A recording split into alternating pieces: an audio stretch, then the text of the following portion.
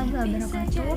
Perkenalkan, nama saya Wardatun Nurul Jannah, NIM 2051050101013. Saya dari kelas Perbankan Syariah 4. Saya di sini ingin menanggapi video dari Bapak Dr. Andes Abdul Wadud Nafis LC MII.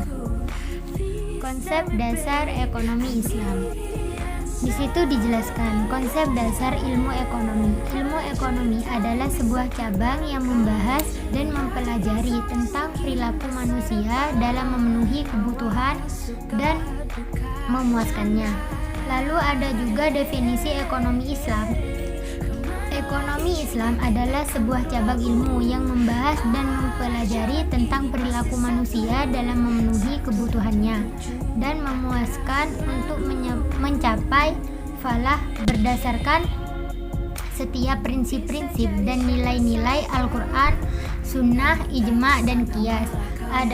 Ada pula perbedaan antara ekonomi Islam, kapitalis, dan sosialis. Yang pertama bersumber dalam Al-Quran, As-Sunnah, ijtihad ulama. Dalam kapitalis dan sosialis bersumber dari pemikiran dan pengalaman manusia.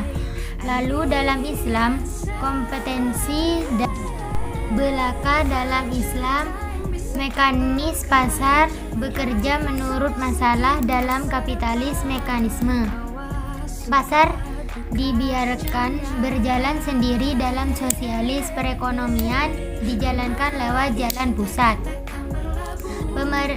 Pemerintah yang berikut ada 4 sumber hukum ekonomi Islam. Yang pertama Al-Quran, yang kedua As-Sunnah, dan yang ketiga Al-Ijma, dan yang keempat Qiyas.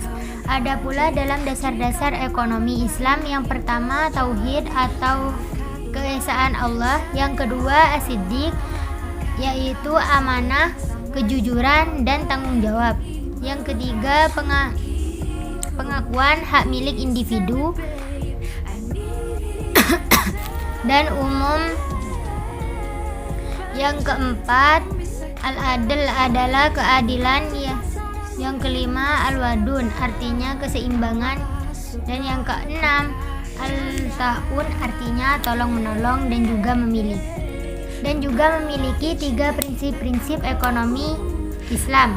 Bebas dari maghrib yang pertama, maisir yang kedua, gharar yang ketiga, riba. Ada pula 8 karakteristik ekonomi Islam. Yang pertama, ekonomi Islam terkait dengan akidah dan akhlak. Yang kedua, harta, kepunyaan Allah dan manusia sebagai khalifah. Yang ketiga, larangan maisir, gharar, dan riba. Yang keempat, keadilan dan keseimbangan dalam melindungi diri dari kepentingan individu dan masyarakat. Yang kelima, keseimbangan antara kerohanian dan kebenaran. Yang keenam, bimbingan konsumsi. Yang ketujuh, investasi, dan yang kedelapan, zakat. Sekian dari saya. Assalamualaikum warahmatullahi wabarakatuh.